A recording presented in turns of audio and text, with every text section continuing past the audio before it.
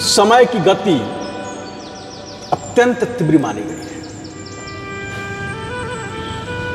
समय यूं ही कैसे बीत जाता है और हर काल में समय तीव्रता के साथ आगे की ओर बढ़ता चला जाता है। इसी के साथ अनेक परंपराएं तथा विचारधाराएं या तो समाप्त हो जाती है या उसका प्रभाव कम हो जाता है। अनेक नवीन विचारधाराएं एवं परंपराएं प्रकाश में आती है और अधिकांश समय का कुठारघात प्राचीन परंपराओं तथा मान्यताओं पर होता है। अधिक पढ़े लिखे या युवा वर्ग जो है अपनी प्राचीन मान्यताओं एवं परंपराओं को मानने के स्थान पर पश्चिमी संस्कृति से प्रभावित होने लगते हैं और ऐसी स्थिति चिंताजनक तो है ही, किंतु इसके उपरांत भी अनेक ऐसी परंपराएं तथा मान्यताएं हैं जो कभी समाप्त नहीं हो सकती, चाहे समय कितनी भी तीव्र गति से क्यों ना आगे भाग जाए। इन्हीं में श्राद्ध क्रम को भी समझा जा सकता है। आजकल श्राद्ध क्रम के प्रति आधुनिक विचारधारा वाले लोगों को आस्था तथा विश्वास कम हुआ है, किंतु इसकी वास्तविकता तथा महत्व से इनकार नहीं किया जा सकता। संभव है कि अधिकांश व्यक्तियों को इस बारे में अधिक जानकारी ही न हो, इसलिए यहाँ पर श्राद्ध की आवश्यकता एवं महत्व को स्पष्ट करने का प्रयास किया गया।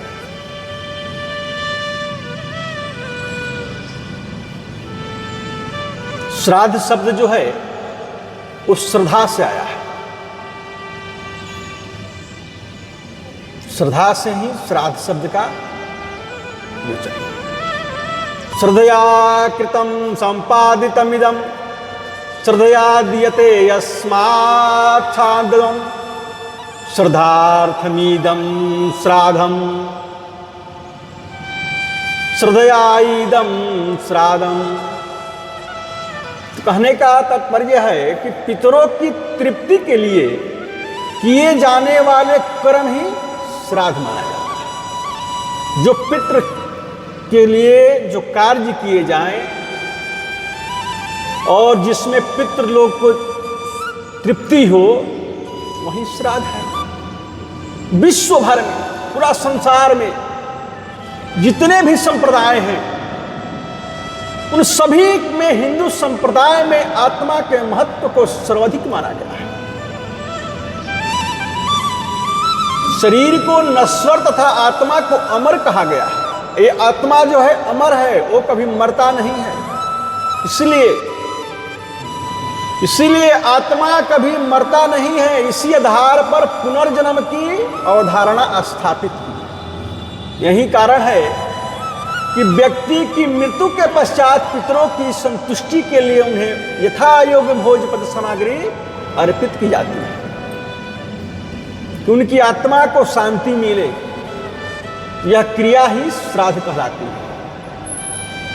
और विद्वान आचार्यों का मत है, कहते हैं लोग, कि सभी को अपने पितरों की सुख शांति एवं आशीर्वाद प्राप्त करने के लिए श्राद्ध अवश्य करना चाहिए। श्राद्ध करने से पितृ जो है खुश होते हैं, प्रसन्न होते हैं। और हमारे अनेक प्राचीन ग्रंथों में भी इसका उल्लेख प्राप्त है। प्राचीन काल में श्राद्ध अत्यधिक महत्ता थी तथा कोई भी परिवार ऐसा नहीं होता जहां श्राद्ध संस्कार न किया जाता हो। ऐसा कोई परिवार नहीं था। वर्तमान में जो नई विचारधारा और पश्चिमी संस्कृति का जो प्रभाव है उसके कारण श्राद्ध पर लोगों का श्रद्धा तथा विश्वास कम होने लगा है। कुछ लोग इसे व्यर्थ मानते हैं, कुछ लोग इसे फिजूल खर्ची मानते हैं। उनका अपना तर्क होता है कि यहाँ पर पितरों के उनके नाम को दी जाने वाली खाद्य सामग्री जो है उन तक कैसे पहुंचेगी। यह ऐसे कुतर्क है जिनका उत्तर न दिया जाना ही श्रेयकर होता है। कुछ लोग श्राद्ध संस्कार को कहते हैं, तो अवश्य है, किंतु पूर्व आस्था न होने के कारण इसे आधे अधूरे मन से निपटा दिया जाता है। दोनों ही स्थितियां गलत है। इसलिए इसे भी आगे स्पष्ट किया जाएगा कि अपने पितरों को जो भोज्य सामग्री हम यहाँ देते हैं, अपने पितरों के लिए जो हम यहाँ गरीब असहाय लोग को खिलाते हैं, वह उन तक कैसे और किस रूप में पहुंचती है, इससे पूर्व में हम आपको बताए कि श्राद्ध शब्द श्रद्धा से आया है, और इस सृष्टि से यह आवश्यक है कि जहां श्रद्धा होगी वहां विश्वास का होना ही आवश्यक है। श्रद्धा है तो विश्वास है, श्रद्धा नहीं है तो विश्वास नहीं है। तो विश्वास के अभाव में श्रद्धा उत्पन्न नहीं हो सकती है। हिंदू धर्म का आधार ही श्रद्धा एवं विश्वास पर आधारित है। इसी के कारण हम पत्थर की मूर्तियों को भी भगवान मानकर पूजते हैं। श्रद्धा है, और श्रद्धा के अभाव में भी की गई पूजा का कोई महत्व नहीं होता है। और यदि श्रद्धा रहित होकर पूजा की जाती है तो वह फलदायी सिद्ध नहीं होता है।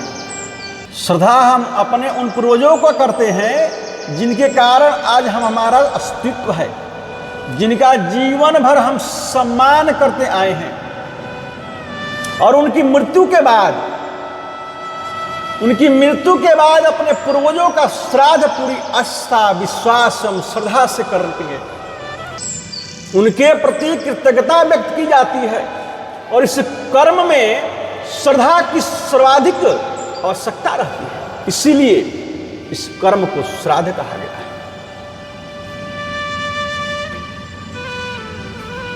पूर्व विधि विधान एवं श्रद्धा भाव से किया गया जो श्राद्ध है, तो श्राद्ध कर्म अत्यंत फलदायक और आत्म कल्याणकारक होता है। इससे पितर तो प्रसन्न होते ही हैं, साथ ही स्वयं के कल्याण एवं संतुष्टि के लिए भी मार्ग प्रशस्त होता है। विभिन्न शास्त्रों में शास्त्र के अनेक भेद बताए गए। मत्स्य पुराण के अनुसार श्राद्ध 3 प्रकार के होता है: नित्य, नैमित्तिक तथा काम। इनके लिए गए कहा गया है कि नित्यम नैमित्तकम काम्यम त्रिविधा श्राद्ध उच्यते।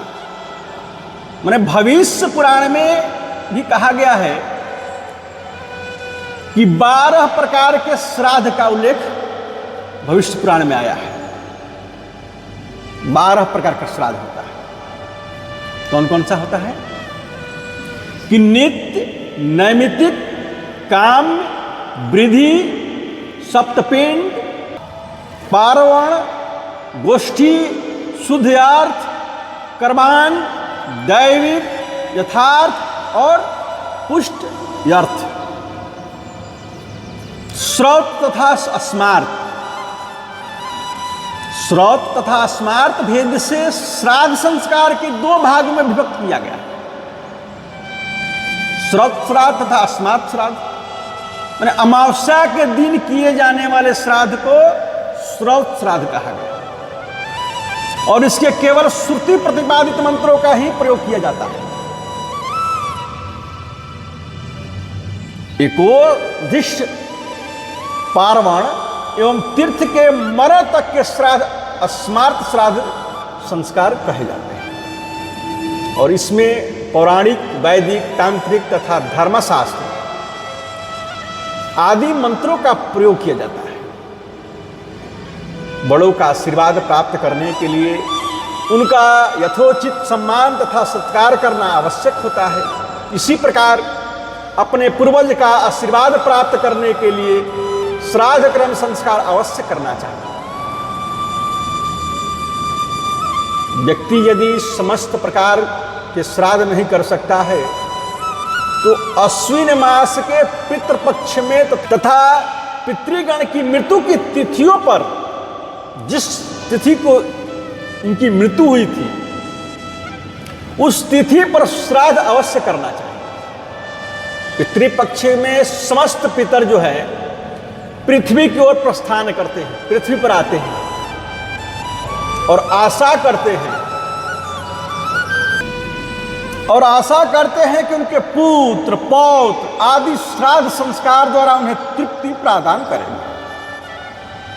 जो पुत्र ऐसा करता है उसे उसके पितर ढेरों आशीर्वाद देते हैं और अपने लोक को लौट जाते हैं। पितरों के इन आशीर्वाद के प्रभाव से वह बेटा अत्यधिक उन्नति करता है, सभी प्रकार के भौतिक सुख प्राप्त करता है। जो अश्रद्धा तथा अनास्था के कारण ऐसा नहीं करते हैं, उनका विश्वास नहीं है कि ऐसा कुछ होता नहीं है, तो वे अपने जीवन में अनेक प्रकार की समस्याओं से घिर जाते हैं। वे इनसे निकलने के लिए अनेक प्रयास करते हैं किंतु निकल नहीं पाते हैं। यहां मैं एक ऐसे जातक का उल्लेख करना चाहता हूं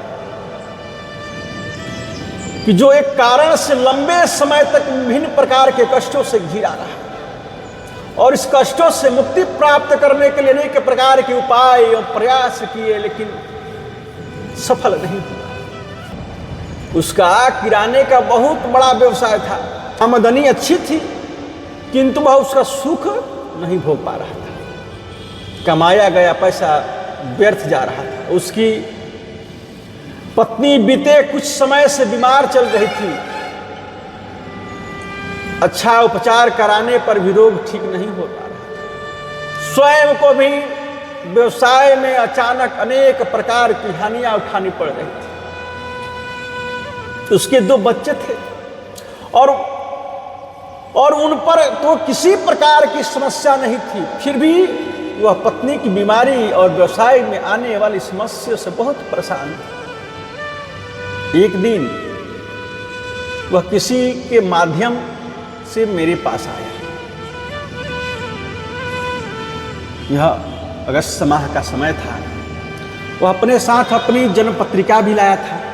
पत्रिका में ऐसा विशेष कुछ नहीं था जिसके कारण उसे इतनी समस्याओं का सामना करना पड़ा। तो मैंने विचार किया कि अवश्य ही इससे कहीं ऐसी चूक हुई होगी जिसके कारण वह इतना परेशान है। इसकी जानकारी लेने के लिए मैंने उससे उसके जीवन से जुड़े प्रश्न पूछने का आरंभ किया। तब उन्हीं बातों में मैंने उससे पूछ लिया कि क्या यह पितरों को श्राद्ध करता है? तो उसने तत्काल उत्तर दिया कि नहीं, यह सब दरिया लूसी बातें हैं, मैं इन पर विश्वास नहीं करता हूं, इसे श्राद्ध भी नहीं करता हूं। उसने यह भी बताया कि 4 साल पहले तक घर में श्राद्ध किया जाता था, वह भी इसलिए कि माँ ऐसा चाहती थी। तो जब माँ की मृत्यु हो गई तो वह सब बंद हो गया। उसके बाद से ही समस्याओं का उठना आरंभ हो गया। तो वह इन समस्याओं से त्रस्त हो चुका था और उसे छुटकारा पाना चाहता था। तो उसने निवेदन किया कि मैं उसे करने के लिए उचित मार्ग दिखाऊं, उसका मदद करूं। तो उसकी समस्या का कारण समझ में आ गया। इसलिए मैंने कहा कि जिस बात पर तुम विश्वास नहीं कर रहे हो वही बातें समस्या का कारण बनी हुई है।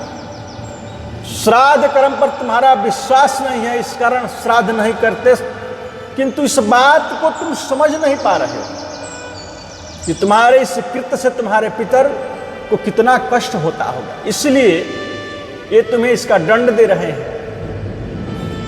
और इन समस्याओं से बचना चाहते हो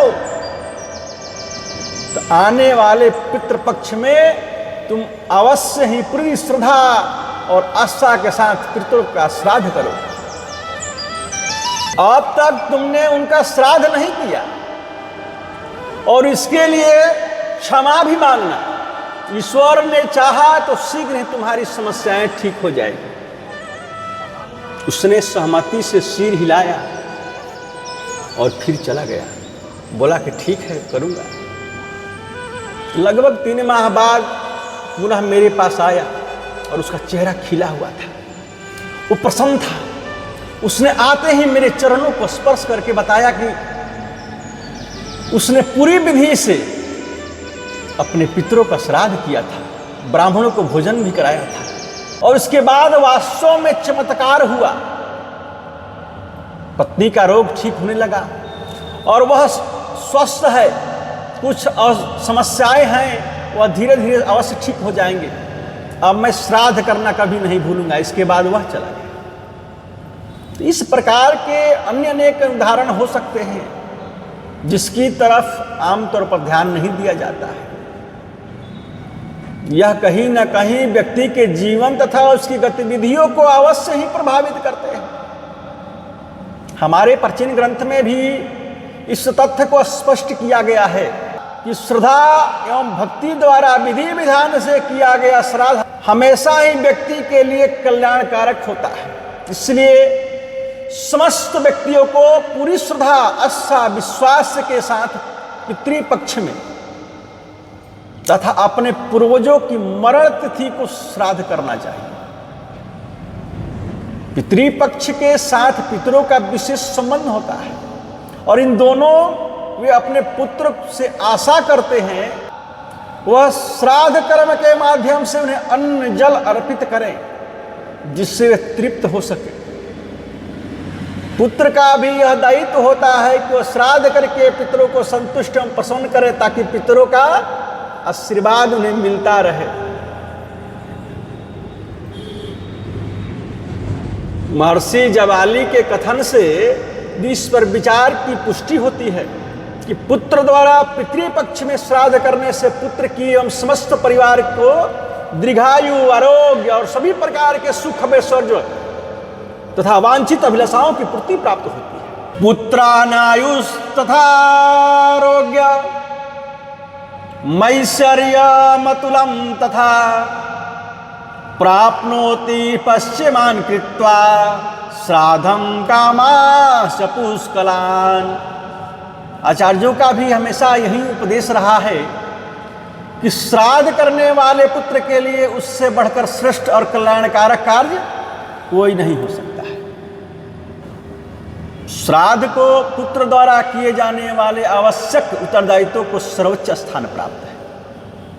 और इस कथन की पुष्टि महर्षि सुमंतु भी ने बतलाया है कि साधात परतम नान्यात् क्षयस्कर मुदाहतम तस्मात् सर्वप्रत्नेन श्राद्धं कुर्यात् विचरक्षणम्। माने श्राद्ध संस्कार हमारी आस्था एवं श्रद्धा के साथ जुड़ा हुआ है जिसकी उपेक्षा करना उचित नहीं है। किसी के लिए भी उचित नहीं उपेक्षा करना।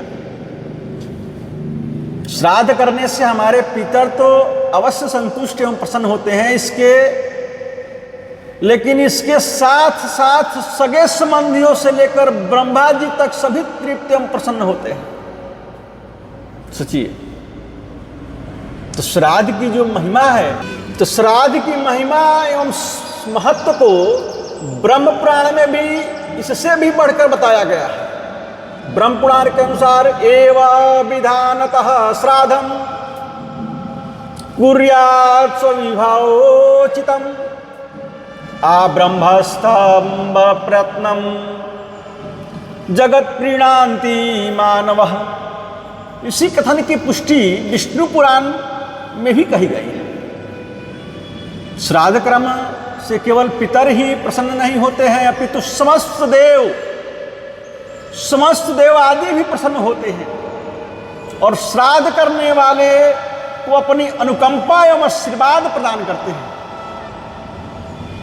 विष्णु पुराण में भी कहा गया कि ब्रह्मेंद्र रुद्र नासत्य सूर्याग्नि वसुमारुतान विश्वदेवान पितृगणान वर्यासी मनुजान पशून सरीसृपान ऋषिगणान यच्चान्याद्भुत संगीतम श्राद्धं श्रद्धान्वितः कुर्वन् प्रीणायत्याखिलां जगत्। कहने का तात्पर्य है कि पूर्ण श्रद्धा से श्राद्ध कर्म करने से पितर को तृप्ति होती है। और इसके साथ साथ ब्रह्म, इंद्र, रुद्र, अश्वनी कुमार, सूर्य, अग्निदेव, वसु, मरुदग्न, विश्वदेव, पंछी, मनुष्य, पशु, परिसृप, ऋषिगण तथा भूतगण आदि को भी तृप्ति एवं प्रसन्न होती है। इससे भी स्पष्ट हो जाता है कि श्राद्ध करने से व्यक्ति को कितने लाभ मिलता है। हमारे प्राचीन पुराणों में श्राद्ध कर्म के महत्व को स्पष्ट करने के लिए उनकी महिमा का गुणगान किया गया है। इसका उद्देश्य केवल यह हो सकता है कि समस्त व्यक्तियों को इस दिशा में प्रवृत्त करने के लिए प्रेरित किया जाए। विभिन्न ग्रंथों में श्राद्ध कर्म की श्रेष्ठता एवं महत्व को स्पष्ट करने का प्रयास किया गया है। मार्कंडेय पुराण के अनुसार जो है कहा गया है कि आयु प्रजाम धनम विद्या स्वर्गम मोक्षम सुखानि च प्रेक्षन्ति तथा राज्यम पितरः श्राद्ध तर्पिता। श्राद्ध से तृप्त एवं प्रसन्न होकर पितरगण श्राद्ध करने वाले को लंबी आयु, योग्य संतान, धन, विद्या, ज्ञान, सुख, राज्य और स्वर्ग तथा मोक्ष प्रदान करते हैं। जब पितर खुश होते हैं कि सारी चीजें आपको मिलती है। इसी प्रकार के विचार को यम स्मृति में भी कहा गया है कि आयु पुत्रान्यसा स्वर्गम कीर्तिम पुष्टि बलम श्रियम पशून संख्यम धनम धान्यम प्राप्नुयात् पितृपूजनात्। मैंने पितृश्राद्ध से प्रसन्न होकर पितर मनुष्य के लिए आयु, पुत्र, यश, स्वर्ग, कीर्ति, पुष्टि, बल, वैभव, पशु, सुख एवं धन धान्य प्रदान करते हैं। श्राद्ध करने वाला व्यक्ति अपने जीवन में उन सभी सुखों को प्राप्त करता है जिसकी अभिलाषा वह करता है। तो ऐसे भी हमारे यहाँ इस बात का बहुत अधिक महत्व है। यदि हम अपने बड़े बुजुर्गों का आदर सम्मान करते हैं तो उनका आशीर्वाद हमें प्राप्त होता है, उसका फल हमें प्राप्त होता है और जिससे हम दुखों से मुक्त रहते हैं और सभी सुखों का भोग करते हैं। इसीलिए जब हम श्राद्ध करके पितरों को प्रसन्न करते हैं तो उनका भी आशीर्वाद हमें अवश्य ही मिलता है। पूर्व पुराण में श्राद्ध कर्म के महत्व और महिमा और भी अधिक बतलाया गया है और इसके अनुसार जो व्यक्ति आस्था और श्रद्धा के साथ श्राद्ध कर्म करता है उसे पितरों एवं देवगणों का आशीर्वाद प्राप्त होता है, बल्कि उसके पापों का भी नाश हो जाता है। यो येन विधिना श्राद्धम कुर्यादेकाग्रमानसः व्यापेत कल्मषोदित्यम याति नावर्तते पुनः। जो व्यक्ति किसी भी विधि से एकाग्रचित होकर पूर्ण श्रद्धा के साथ श्राद्ध कर्म करता है तो उसके समस्त पापों का नाश हो जाता है। वो जितने पाप किए रहता है उस सब पापों का नाश हो जाता है और वह पुनः संसार चक्र में नहीं आता है। वह जन्म मरण के बंधन से मुक्त हो जाता है। यहां तक है तो श्राद्ध कर्म की महिमा को और अधिक विस्तार देने के लिए, इसके लाभ को आम व्यक्तियों तक पहुंचाने के लिए ब्रह्म पुराण में कहा गया है कि तस्मात् छान्द्रम नरो भक्त्या साकरैपि यथा विधि पूर्विता श्रद्धया तस्य कुले कंचिन सीदति। तो जो व्यक्ति श्रद्धा सहित साक के द्वारा भी श्राद्ध करता है उसके कुल में कोई भी दुखी नहीं होता है। ऐसी समझौता इसलिए कहा गया है कि जो व्यक्ति अति निर्धन होते हैं, श्रद्धा के लिए अच्छा भोजन नहीं बना सकते हैं, तो मात्र शाक द्वारा श्राद्ध संपन्न करके पितरों का आशीर्वाद प्राप्त कर सकते हैं। हमारे शास्त्रों में बतलाया गया है कि मनुष्य मात्र को सही राह पर चलने के लिए तथा अपने समस्त उत्तरदायित्वों को पूरा करने के लिए प्रेरित करने का कार्य किया जाता है। इसलिए श्राद्ध कर्म की महिमा को और महत्व का अनेक ग्रंथों में उल्लेख प्राप्त है। आज व्यक्ति अपने आप को कितना भी प्रगतिशील और आधुनिक विचारधाराओं से ओतप्रोत क्यों ना हो, फिर भी हमारे ग्रंथ में उल्लेख बातों को उपेक्षा नहीं की जा सकती। वर्तमान में जब व्यक्ति दिशाहीन होकर अपने सद्मार्ग से भटक रहा है, तो ऐसे में इन ग्रंथों का महत्व और अधिक बढ़ जाता है। श्राद्ध कर्म के महत्व को भी अनेक ग्रंथों में स्पष्ट किया गया है, ताकि मनुष्य इसके बारे में सार्थक विचार उत्पन्न कर सके। इस बात का पूर्व में भी आपको बताए हैं कि वर्तमान में अनेक व्यक्ति अपनी आधुनिक सोच, पश्चिमी संस्कृति के प्रभाव से अपने परंपराओं तथा मान्यताओं को उपेक्षा करने लगा है। एकमात्र हिंदू धर्म और हिंदू संप्रदाय ही आत्मा को अमर अस्तित्व को मानता है। आत्मा अमर है, वह कभी नहीं मरता है, ये तो सत्य है। और आत्मा के अस्तित्व को स्वीकार करने से ही पूर्वजन्म की अवधारणा को माना जाता है। इसी कारण से स्वर्ग और नरक को माना जाता है, और इसी कारण से पितरों में विश्वास व्यक्त किया जाता है, और पितरों की शांति के लिए ही श्राद्ध के महत्व को भी माना जाता है।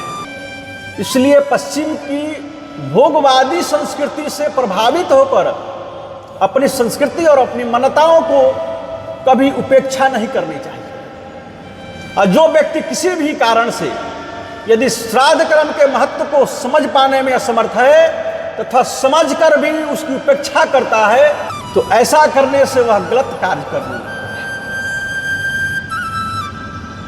विभिन्न शास्त्रों में ये बात ज्ञात होता है कि मृत व्यक्ति का अपने परिवार के सदस्य के साथ साथ अन्य संबंधियों से बहुत अधिक लगाव होता है, और यह लगाव इतना अधिक होता है कि उसके दिए बिना उन्हें न अन्न मिल पाता है और न जल मिल पाता है। वर्ष में केवल एक बार, मात्र एक बार अश्विनी मास के पितृपक्ष में सभी पितर धरती की तरफ देखते हैं और इस बात की आशा करते हैं कि उनके सगे संबंधी विशेष रूप से उनके परिवार के सदस्य के रूप में पुत्र पौत्र उन्हें अन्न एवं जल अर्पित करें। जो पुत्र अथवा जो पौत्र अपने पूर्वजों को श्राद्ध करते हैं, उन्हें उनके पितर ढेरों आशीर्वाद देते हुए अपने लोक को पूर्ण तृप्त और संतुष्ट होकर लौट जाते हैं। और जो व्यक्ति श्राद्ध कर्म में विश्वास में आस्था नहीं रखते, वे श्राद्ध नहीं करते हैं, तो उनके इस व्यवहार से पितरों को अत्यंत कष्ट होता है और भूख प्यास से उन्हें दारुण दुख की प्राप्ति होती है, और इस दारुण दुख के कारण जो भी है उनके संबंधी वो दुख पाते हैं। लोकांतरेषु ये तोयम लभन्ते नान्यमेव च दत्तम न वंशजैर्षाम ते व्यथाम यान्ति दारुणाम। पुत्र द्वारा श्राद्ध कर्म न किए जाने पर पितरों को दुख के साथ साथ क्रोध भी उत्पन्न होता है, और ये श्राद्ध न करने वाले को श्राप भी देते हैं, और इस श्राप के प्रभाव से ऐसे श्रद्धाहीन व्यक्ति अनेक दुखों को भोगते हैं। और इस बारे में हरित स्मृति में भी कहा गया है कि न तत्र विराजायन्ते न तत्र विराजायन्ते नारोग्यम न शतायुषः न चाश्रयोदिगच्छन्ति यत्र श्राद्धम विवर्जितम। जो व्यक्ति श्रद्धाहीन होकर श्राद्ध नहीं करता है, उसके परिवार में वीरों का जन्म नहीं होता है। उस परिवार में कोई भी निरोग एवं स्वस्थ नहीं रहता है। उस परिवार में लंबी आयु वाले नहीं होते हैं और उस परिवार में किसी भी प्रकार का कल्याण प्राप्त नहीं होता है। शास्त्रों से इस बात का ज्ञात होता है कि गोत्र एवं नाम के उच्चारण के साथ श्राद्ध में पितरों के दिए गए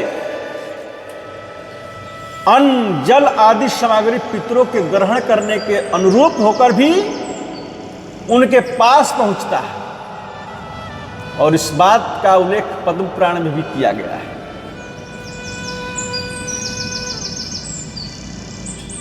अग्नि स्वाताद्यस्तेषा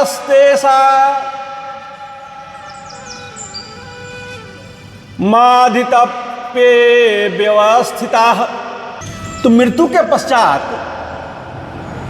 समस्त प्रकार के किए जाने वाले अंत्येष्टि संस्कारों के द्वारा यदि पिता देव योनि को प्राप्त हो गया तो श्राद्ध संस्कार में श्रद्धा सहित दिया गया अन्न वहां उन्हें अमृत के रूप में प्राप्त होता है। और इसी प्रकार से मनुष्य योनि में अन्न के रूप में, पशु योनि में तृण के रूप में, नाग आदि योनियों में वायु के रूप में, यक्ष योनि के पान के रूप में तथा अन्य योनियों को भी उसी अनुरूप भोगजनक तथा तृप्तिकर पदार्थों के रूप में प्राप्त होता है। और जिसे प्राप्त करो तृप्त एवं प्रसन्न होते हैं।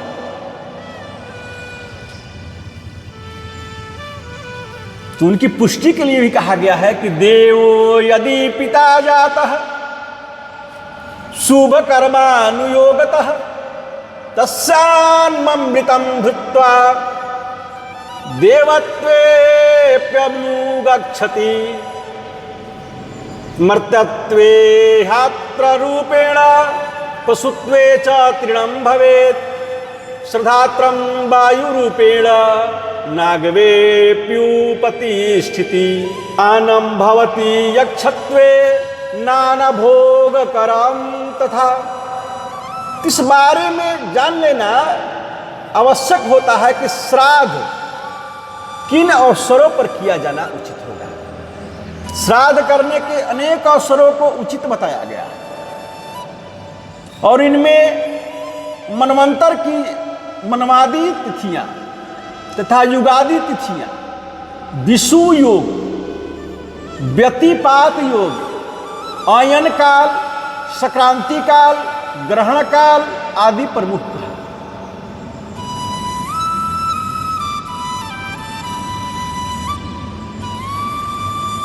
फिर से आपको बताते हैं कि मनवंतर की मनवादी तिथियां तथा युगादि तिथियां, विषु योग, व्यतिपात योग, आयन काल, संक्रांति काल, ग्रहण काल आदि प्रमुख हैं। और इन तिथियों में स्नान करने के पश्चात पितरों के उद्देश्य से तिल एवं कुश मिश्रित जल से तर्पण करने से अनेक पुण्य लाभ की प्राप्ति होती है। यह महान फल प्रदान करता है। शास्त्रों में इन कालों में भी अमावस्या के विशेष रूप से श्राद्ध करने की बात कही गई है। अमावस्या के किए गए श्राद्ध के विशेष फल प्राप्त होते हैं।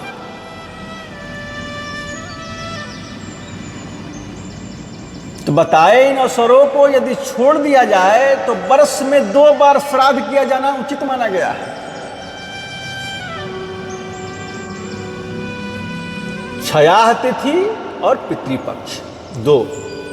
क्षया तिथि किसको कहते हैं कि जिस तिथि को व्यक्ति की मृत्यु होती है उस तिथि पर वार्षिक श्राद्ध किया जाना चाहिए। शास्त्रों के अनुसार इस दिन एकोदिष्ट श्राद्ध करने का विधान है। इसमें केवल मृत शरीर के रूप में एक पिंड का दान तथा कम से कम तथा अधिक से अधिक 3 ब्राह्मणों का भोजन कराना जरूरी है। पितृपक्ष में मुख्य रूप से व्यक्ति का मरण तिथि पर पार्वण श्राद्ध करने का विधान है। इसमें पिता, पितामह तथा प्रतितामह सपत्निक 3 चट पीढ़िया को 6 व्यक्तियों का श्राद्ध होता है। इसके साथ ही मातामह, प्रमातामह, वृद्ध प्रमातामह, नाना, परनाना तथा वृद्ध परनाना सपत्निक के लिए 3 चट में 6 व्यक्तियों का श्राद्ध किया जाता है और इसी के रूप में एक चटकी लगाई जाती है जिस पर निकटतम संबंधियों के निमित्त पिंड किया जाता है। इसके अलावा विश्वदेव को भी 2 चट लगाए जाते हैं। इस प्रकार 9 चट लगाकर 9 ब्राह्मणों को भोजन कराया जाता है। यदि किसी कारण से ब्राह्मण उपलब्ध न हो तो कम से कम एक संध्या पूजा आदि करने वाले सात्विक ब्राह्मण को भोजन अवश्य कराना चाहिए। यदि एकोशिष्ट एवं पार्वण श्राद्ध संस्कार किसी कारण से किया जाना संभव न हो तो संकल्प लेकर कम से कम एक ब्राह्मण को भोजन करवा देने से श्राद्ध संपन्न हो जाता है।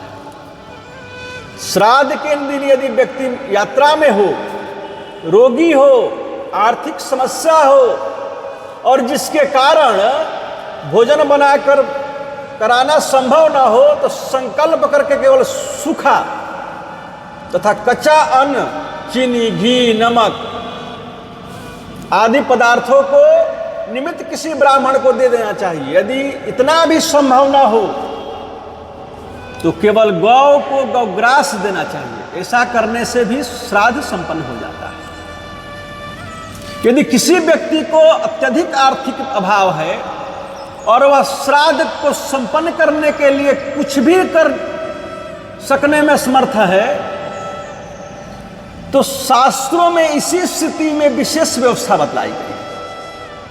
ऐसी स्थिति में व्यक्ति वन अथवा निर्जन स्थल पर अथवा अपने मकान की छत पर जाकर अपने दोनों हाथों को ऊपर उठाकर और सूर्य देव को दिखाते हुए उच्च स्वर से कहे, नामेस्ति वित्तं न धनं च नान्यक्षाद्रोपयोग्य अस्वपृत्तितोऽस्मि तृप्यन्तु भक्त्या पितरो मय्यैतौ कृतौ भुजौ बर्मणि मारुतस्य।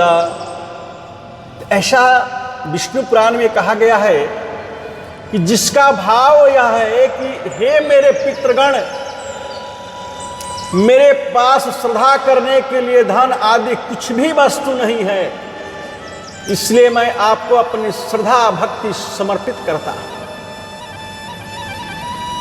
आपको प्रणाम करता हूं कि आप तृप्त हो जाएं और मुझे अपना आशीर्वाद दें।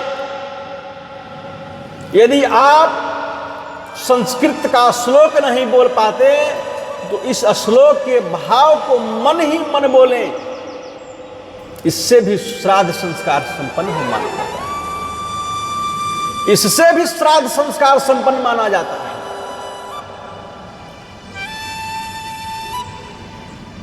श्राद्ध में 1, 3 अथवा 5 ब्राह्मणों को भोजन कराना चाहिए।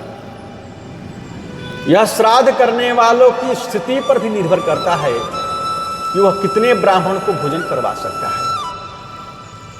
श्राद्ध में कुतप बेला अर्थात दिन में 11:36 से 12:24 का समय अच्छा माना गया। इसीलिए उस समय का भी विशेष ध्यान रखना चाहिए। इसमें 7 चीजों की शुद्धता का विशेष महत्व है। यह है शरीर, द्रव्य, स्त्री, भूमि, मान, मंत्र और ब्राह्मण। तात्पर्य है कि श्राद्धकर्ता को स्वयं तथा अपनी स्त्री का स्नान आदि कर शुद्ध हो जाना चाहिए और जिन वस्तुओं का प्रयोग किया जाना है वे भी शुद्ध होने चाहिए। और जहां भोजन बनाना है, जहां भोजन करना है, उस भूमि को गंगाजल से अथवा गौमूत्र द्वारा स्वच्छ एवं पवित्र कर देना चाहिए। मन को पूरी तरह शुद्ध, निष्कपट और क्रोध रहित होना चाहिए। जिन मंत्रों का उच्चारण करना है वे पूरी तरह से शुद्ध होने चाहिए, उनका उच्चारण भी शुद्ध होना चाहिए। और जिस ब्राह्मण को आप भोजन करने के लिए आमंत्रित कर रहे हैं तो उसको भी पूर्ण रूप से शुद्ध होना चाहिए। अर्थात वह अपने द्वारा किए जाने वाले श्राद्ध कर्म में समर्पित भाव से भाग ले और निष्ठापूर्वक श्राद्ध संपन्न करके शांत मन से अपने द्वारा कराए जाने वाले भोजन को ग्रहण करे।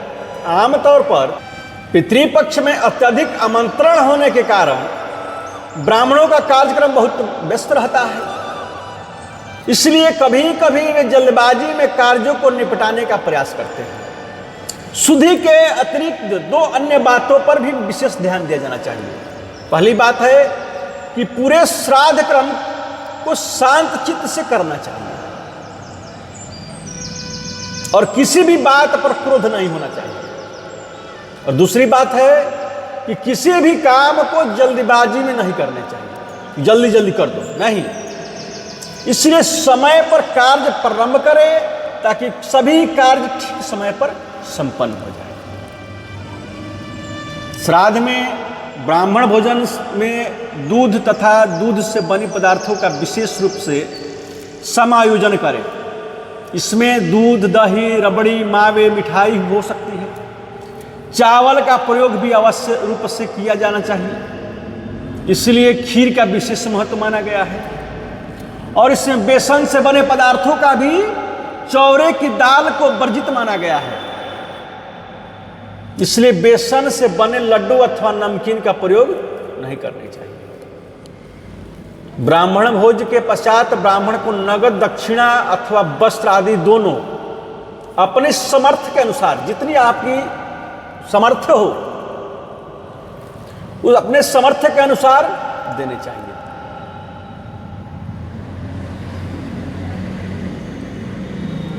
तो सबसे पहले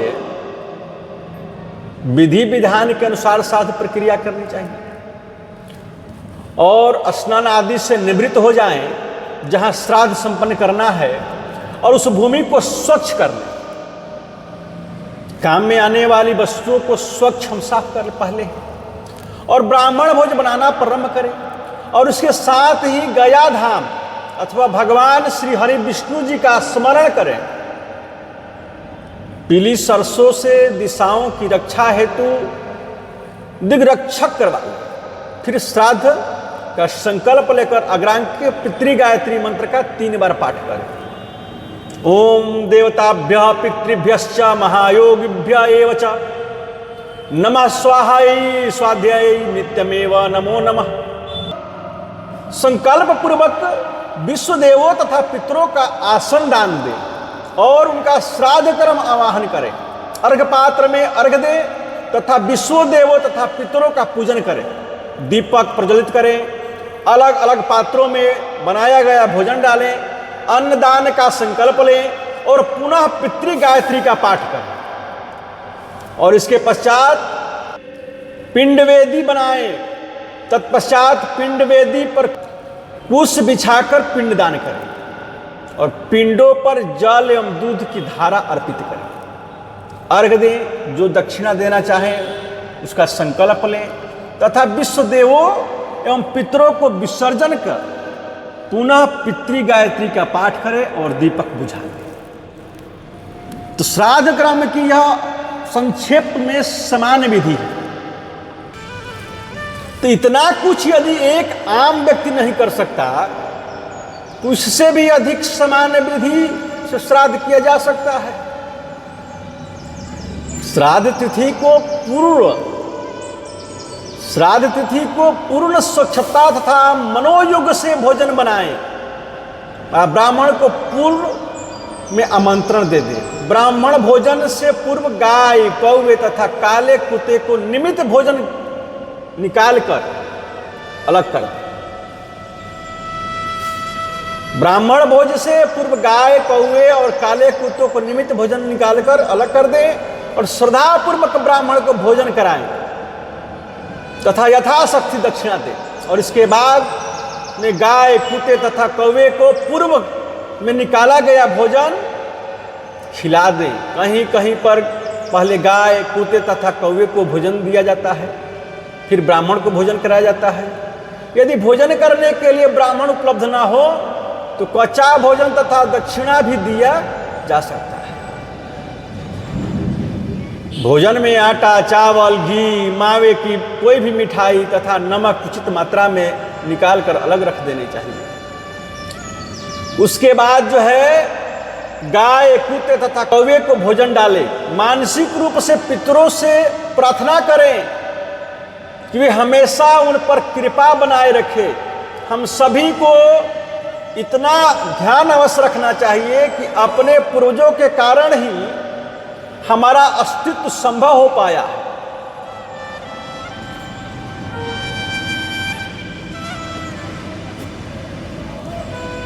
हमारे पूर्वजों के कारण ही हमारा अस्तित्व जो है संभव हो पाया है। पूर्वज नहीं रहते तो हम कहां से रहते। इसीलिए वर्ष में एक बार पितृपक्ष में अपने पितरों का अवश्य ही श्रद्धा सहित श्राद्ध करने चाहिए।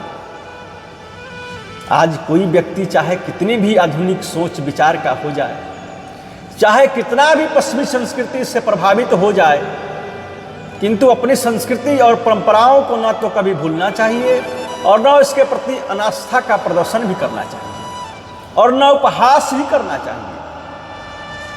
हम सभी को जड़ें इन्हीं परंपराओं से ही है और इसी महान संस्कृति के द्वारा विश्व भर में हम अपनी विशेष पहचान बनाने में सफल हो पाते हैं।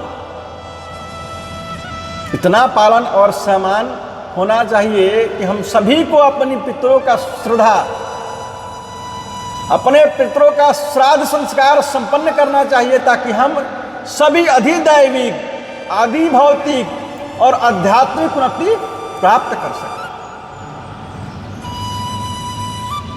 इस चैनल को देख रहे हैं तो लाइक और सब्सक्राइब अवश्य करें और आगे और भी कथाएं इसके बारे में आएगी। जय सीताराम।